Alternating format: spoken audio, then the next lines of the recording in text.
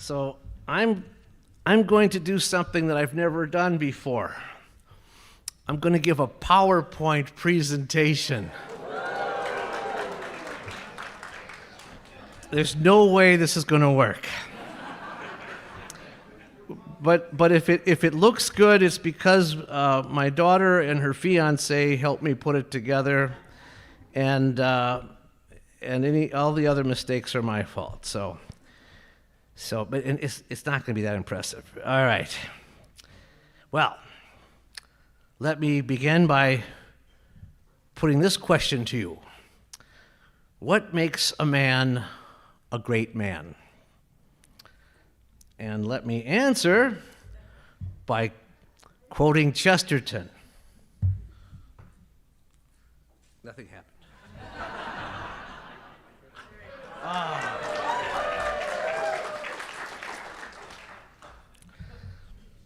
A great man in any age must be a common man, and also an uncommon man. Those who are only uncommon men are perverts and sowers of pestilence.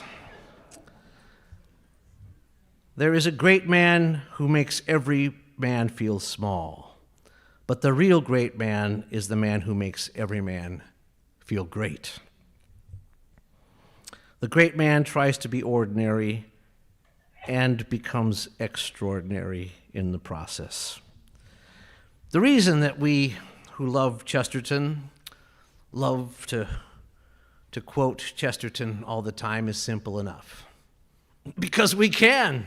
I mean, why wouldn't you quote Chesterton? It just so happens that there's no one better to quote. In fact, I find that when I'm not quoting Chesterton, I'm dissatisfied with whatever it is I'm saying. Like what I just said. But we have at our conference this year brought together G.K. Chesterton, who some of us feel is a great man, and St. Francis of Assisi, whom the whole world has considered a great man for the last 800 years. And we can take another look at these quotations up there and see that it's not too hard to figure out that they describe both St. Francis and G.K. Chesterton. That first quote is from Chesterton's book, The Victorian Age in Literature, written about 1909, I think. The second one is from his book on Charles Dickens, written in 1906. And the last one is from the Illustrated London News, a column from 1909. And we see that Chesterton, they not only describe Chesterton, they describe St. Francis, they describe them both. But the fact is, St. Francis had this huge influence on G.K. Chesterton. And we see this influence in all the things that Chesterton says about St. Francis. The book that he wrote 100 years ago, the first book which he wrote after his conversion, which was 101 years ago, he says that long before he became a Catholic, he had a devotion to St. Francis. He said that St. Francis was never a stranger to him, and that St. Francis represented a bridge from his early life to his later life. And so as we go through his writings, we can see that he calls out Francis many times, and we'll see that virtually every one of Chesterton's great ideas, of the great themes of his life that unite his philosophy, St. Francis has a role in all of them. One of his earliest published poems from his schoolboy paper, The Debater, was about St. Francis. And this would have been 1892. So Chesterton was 17 years old. And these are just some lines from that poem. This is not the whole poem. While from things of field and forest, eyes of tenderness and trusting, look to ours and link them to us as we journey side by side. Shall we lift a blind denial to the brotherhood of nature? Shall we break the bonds of kinship in the madness of our pride? Shall not rather hope be with us, noble, broadened, undefined, since all life is as a riddle, since all faith is but a guess? Hope that every life that liveth has a nobler way before it, has a deathless purpose founded on the everlasting yes. This poem is addressed to St. Francis. As we journey side by side, he's already recognizing that Francis is journeying with him, and that we have a brotherhood to all of nature, and we can't deny that brotherhood. And shouldn't that give us hope? And what better phrase to describe hope than the everlasting yes? So shades of the everlasting man, isn't it? That's what hope is. The purpose that we're founded on. In one of Chesterton's very first published essays in The Speaker, later collected in his early book, 12 Types, it's a chapter on St. Francis of Assisi. And he talks about, and he still would have been in his 20s when he wrote this. And he talks about what any man, young man in his 20s would be expected to talk about. Asceticism.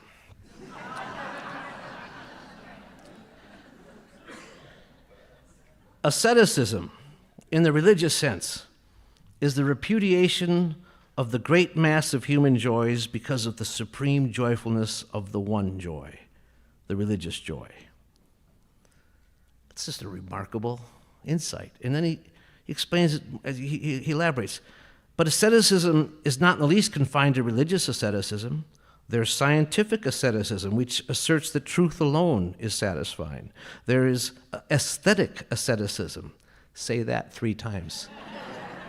Aesthetic asceticism, which asserts that art alone is satisfying. There's amatory asceticism, which asserts that love is alone satisfying. There's even Epicurean asceticism, which asserts that beer and Skittles are alone satisfying.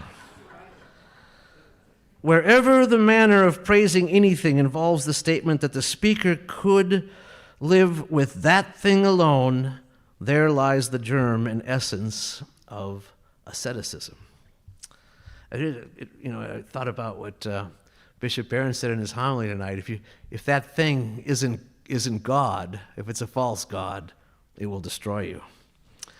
In another early essay, 1901, Chesterton writes about another characteristic that we associate with St. Francis, and that is mysticism. He says Christian mysticism should at least stand for the principle that the moral life is not this egotistical scramble in which the devil catches the hindmost, but a great fellowship in which the devil generally catches the most confident person. When a man reaches, as St. Francis reached, the highest plane of spirituality, the fact is signalized by his calling his own body, his own beast of burden, my brother ass. Self-surrender is one of the most essential points of true mysticism. But self-surrender, which is plain and a deliberate act, may easily, in some cases, become more selfish than selflessness. The true key of Christian mysticism is not so much self-surrender, which is a painful and complex thing, as self-forgetfulness, which we all fall into in the presence of a splendid sunrise or a little child, and which is to our highest nature as natural as singing to a bird. That's true self-forgetfulness, and that's a mystical experience. It went off?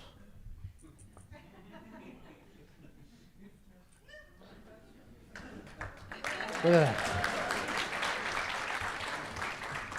So the one time I didn't turn around and look at it now. Of course, mysticism is also just having that invisible experience. That was, in fact, Chesterton talks about the fact that mysticism is often confused with mystification, which it is not.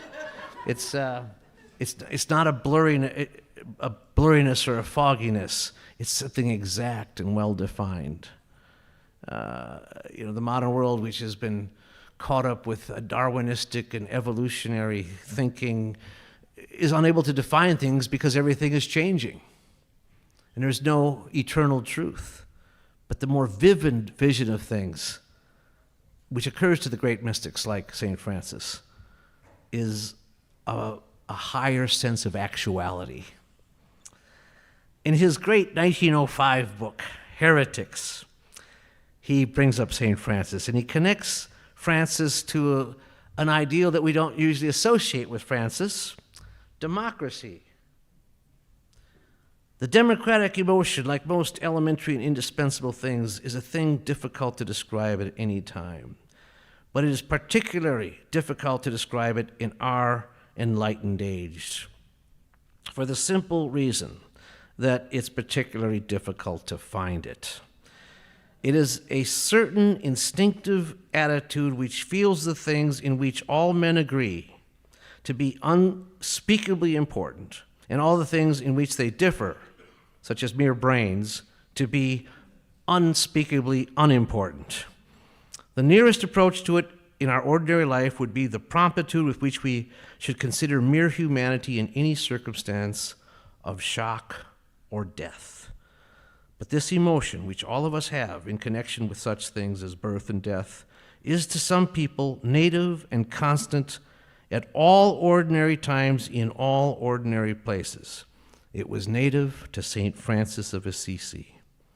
In this strange and splendid degree, it cannot be expected perhaps to pervade the whole commonwealth or a whole civilization. But one commonwealth may have it much more than another commonwealth, and one civilization more than another civilization. No community perhaps ever had it as much as the early Franciscans, and no community perhaps ever had it so little as ours. St. Francis is truly a universal saint and a timeless saint. There's been an interest and a devotion to him throughout the last 8 centuries. And there's always an active interest, I think, in St. Francis, but often for the wrong reasons. And they don't understand what Chesterton calls the standing paradox of humility, and that humility is actually connected with joy and not with sadness. But, of course, the main misunderstanding of St. Francis is that he's simply a lover of nature. And in Chesterton's timeless book, Orthodoxy, he makes the great line, "Nature is not our mother, nature is our sister. We can be proud of her beauty since we have the same father, but she has no authority over us. We have to admire, but not to imitate. To St. Francis, nature is a sister, even a younger sister, a little dancing sister, to be laughed at as well as loved." The next time somebody says Mother Nature to you, be ready with the Chesterton quote. Have it in your holster, ready to fire. Nature is not our mother, nature is our sister. We both have the same father. And that is the more healthy relationship with nature. We take care of your sister, you respect your sister, you don't want your sister to be ugly, and if someone says your sister is ugly, you pound that person, right? But your sister has no authority over you, and that bugs your sister.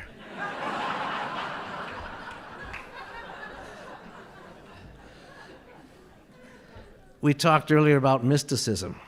Another thing that Chesterton establishes early on, in 1911, is the distinction between Eastern mysticism and Western mysticism.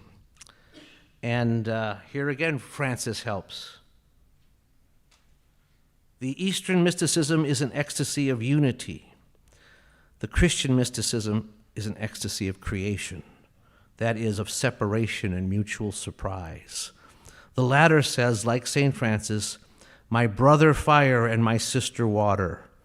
The former says, myself fire, myself water.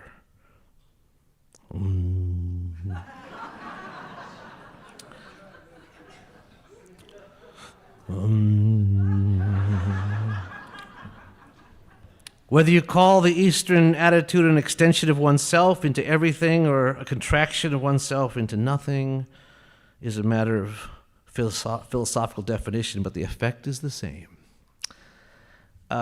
Throughout his writings, Chesterton always makes, he says all religion, in spite of all its differences, boils down to Eastern versus Western religion. The ultimate goal of the Eastern religion, with all of its variations, is nothingness. And, the suppression of all desire, whereas the ultimate goal of Western religion is the fulfillment of all desire in our communion with our Creator. And then in this is 1907, so we actually backed up a couple of years, he gave a lecture on the author Charlotte Bronte. And he quotes Charlotte Bronte, I believe in all the virtues, but I do not believe the virtues are tame things. I believe they are violent things, and I will express them violently. And Chester says, this is the highest point of human art wherever it has occurred. A man said to me the other day, I suppose what makes us sympathize more with badness than goodness is that badness is more adventurous. I replied, we only think that because none of us has ever really tried to be good, to do good. If you tried to be good as St. Francis of Assisi or Joan of Arc, you will find that it is adventurous, if not a fatal thing, as there is in the world, if not as fatal. Well, you can read it. I don't have to read it. In his 1910 novel, The Ball on the Cross, he has the Catholic character Machian say, if you really want to know what we mean when we say that Christianity has a special power of virtue, I will tell you. The church is the only thing on earth that can perpetuate a type of virtue and make it something more than a fashion. The thing is so plain and historical that I hardly think you will ever deny it. You cannot deny that it is perfectly possible that tomorrow morning in Ireland or in Italy, there might appear a man not only as good, but good in exactly the same way as St. Francis of Assisi. Chesterton wrote this, 12 years before he became Catholic. He has a Catholic character saying it. He understands how the saints are essential to the Catholic way of thinking. He understands that everybody can be a saint. Anybody can be St. Francis of Assisi. They just have to choose to do what St. Francis did. And then to reaffirm that, he continues that theme of St. Francis being joyful in a marvelous passage in a 1913 article in the Illustrated London News.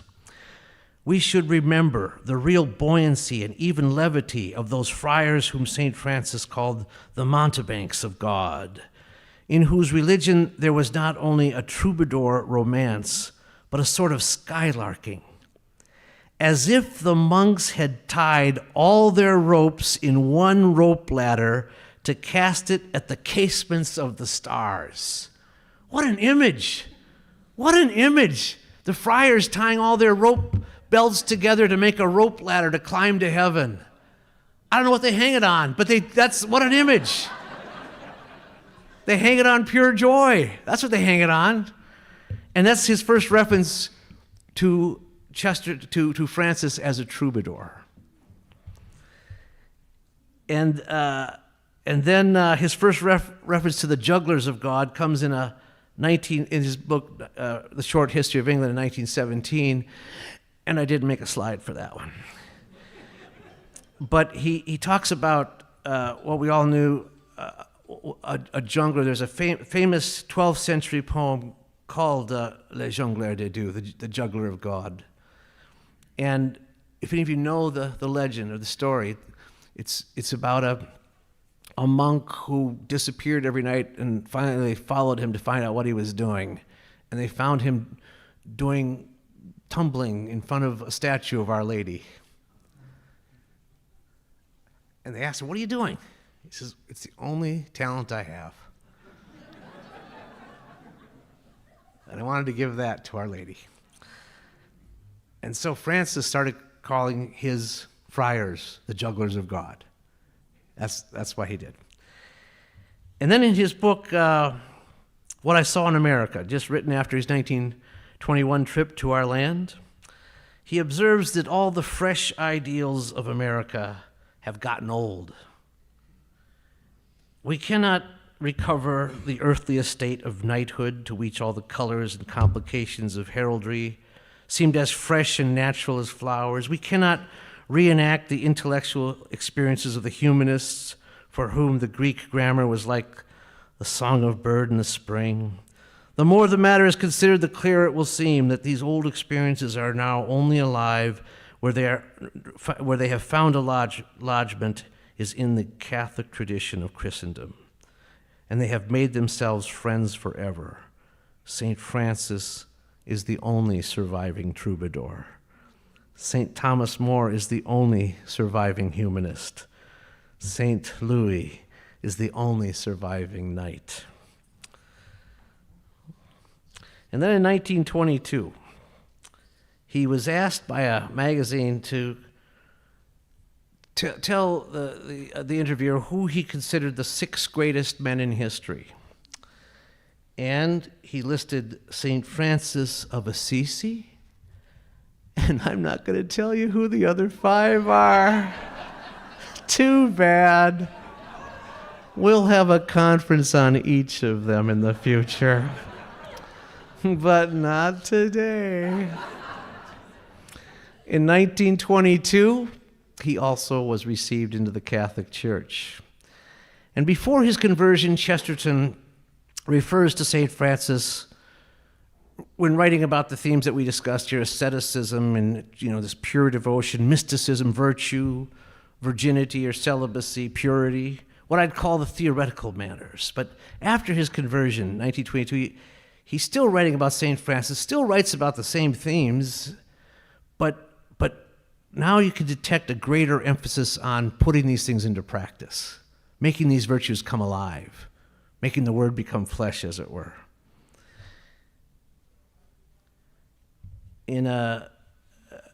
This was talking about St. Francis. This was a 1923 article. Men can admire perfect charity before they practice even imperfect charity. And that is by far the most practical way of getting them to practice it.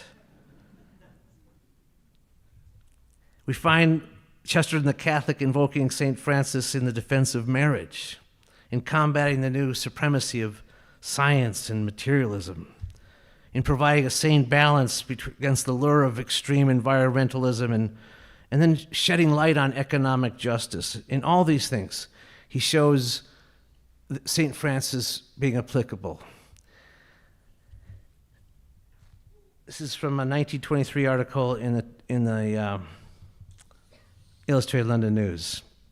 The idea how absolutely original St. Francis is. He's really a fountain and an origin, one of the few in history. He was the sort of man whose discoveries go on being discovered. All those things that nobody understood before Wordsworth were exceedingly well understood by St. Francis. In other words, he knew all about that childish solemnity of pleasure that sees natural things in a light of wonder. And all those things that were so dreadfully revolutionary when they were revealed by Tolstoy were really already fully revealed by St. Francis. In other words, he knew all about the clear vision that comes of poverty and common living, and of popular origin of the attractiveness, of the real appreciation of the arts, and all the best modern feeling about the attractiveness of animals, and all the best modern feeling about the pathos of criminals, and all the best of the modern feeling about the happiness of being a child. That was in the mind of this medieval reformer long before the modern reformers were born or even thought of. And now let's go to the purely prophetic.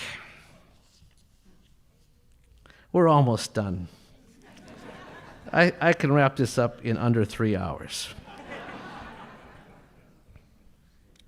This is an amazing article from 1924 under the fetching title, Religion and Sex. We do not in the least believe in the greater happiness promised to mankind by the dissolution of lifelong loyalties. When people say to us, your system is quite unsuited to the modern world, we answer, if that is so, things look rather rotten for the poor old modern world. When they say your ideal of marriage may be an ideal, but it cannot be a reality, we say it is an ideal in a diseased society, it's a reality in a healthy society. For where it is real, it makes society healthy. We want what is practical in the sense that we want to make something to create Christian families. Passion is purified by its own fruitfulness, when that fruitfulness is its dignified and decent end. The modern industrial states are invoking a nightmare of overpopulation after having themselves actually destroyed the monastic brotherhoods that were a voluntary and virile limitation of it. In other words, they are rather reluctantly relapsing into birth control after actually suppressing the proof that men are capable of self-control. Secondly, if such abstention were really required, this religion tradition would give it a poetic and positive enthusiasm, where all the others would make it merely a negative mutilation. It's the trumpet of St. Francis and St. Dominic. By this road, we return to the original normal theme of the ideal of marriage and to the main truth about it. A thing so humanly certainly will not finally disappear amid the accidents of an abnormal society. The society will never be able to judge marriage. Marriage will judge that society and may possibly condemn it.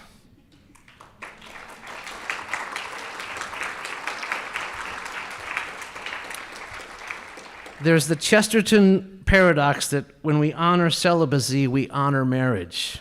He says, when we take celibacy seriously, we start taking marriage seriously again. This reinforces what he says elsewhere when he says, when the monks come back, marriages will come back. And we're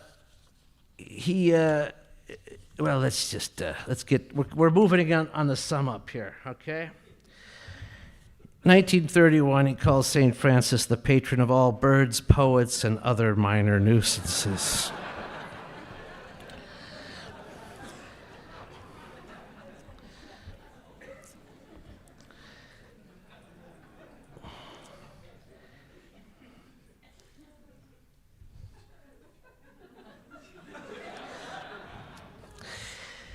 If you've been paying attention, which I don't expect you to have done, even with this techno-macho slideshow I've been putting on, you may have noticed that none of the passages that I quoted are from the book St. Francis of Assisi.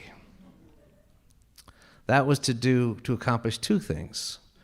One was to show how much St. Francis was an influence on G.K. Chesterton throughout his whole writing career. The other reason I didn't do it is so that Bishop Barron would have something to say when he comes up here.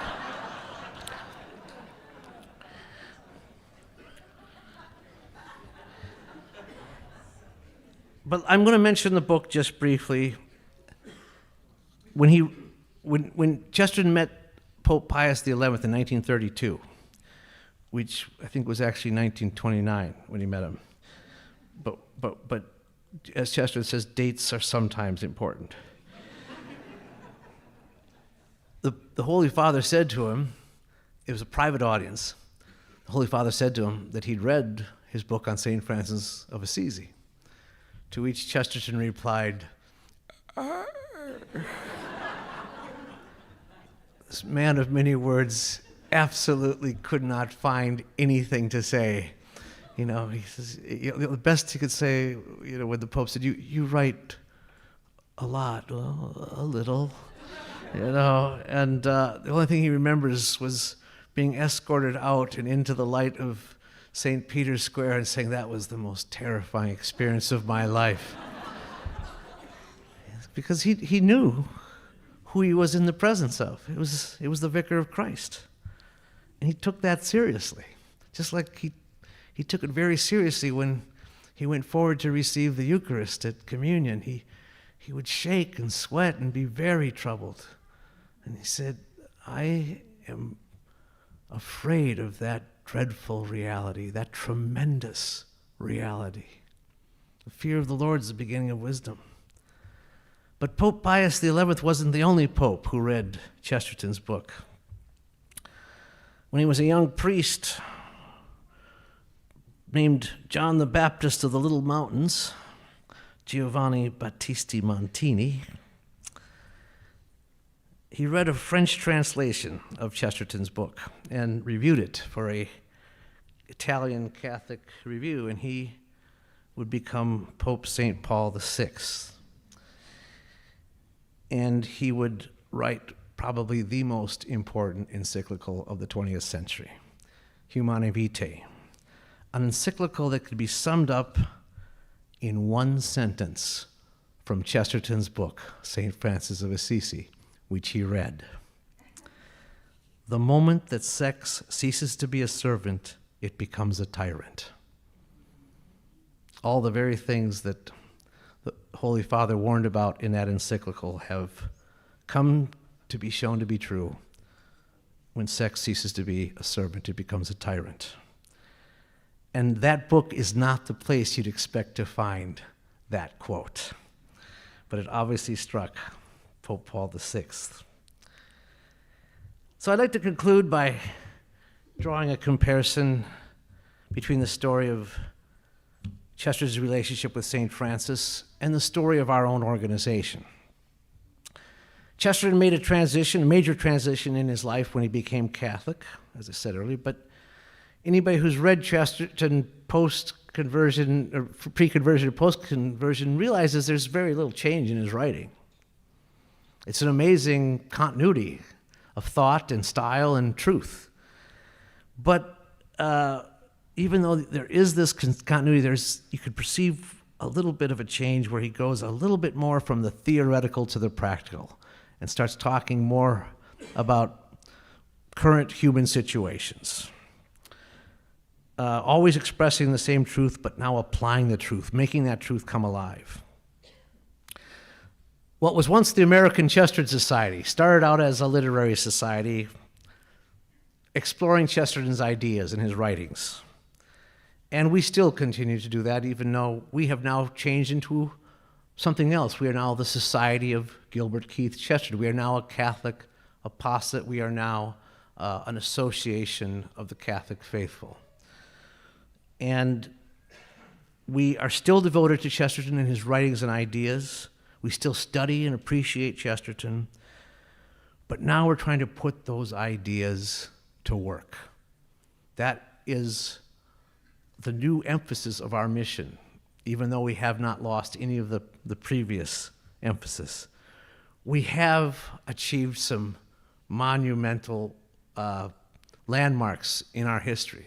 You're going to hear about one of them tomorrow when Geir Hostnes talks about the completion of the bibliography, which we thought would never happen. And you can buy it. It's real. It happened. We didn't think we'd ever find all of Chesterton's writings. We still might not, but we found enough to say we've almost found them all. And we are putting the ideas into practice with Catholic social teaching, showing that localism is not just an idea, it's something that you do. And when you do it, you start changing the world around you. And the biggest proof positive that that's true and can happen is what we have done with all the Chesterton academies that have been starting around the country. Yeah, hey.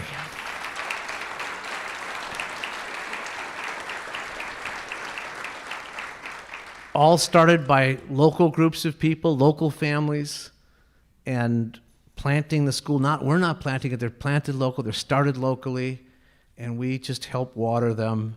And I'll tell you, they are changing the communities where they are. They're bringing back priests and marriage.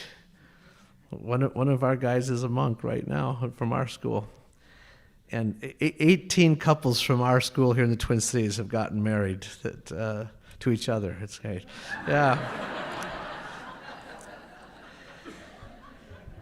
Chesterton says that St. Francis was a poet whose whole life was a poem. He lived poetry.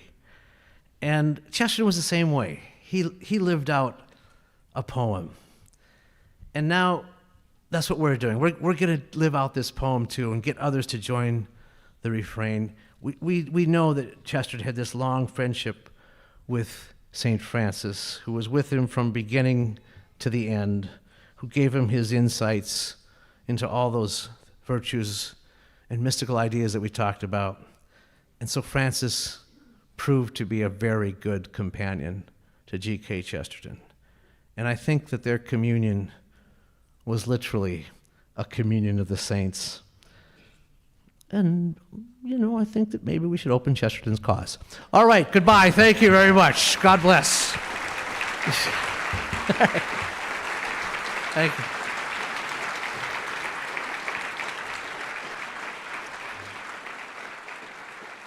Great.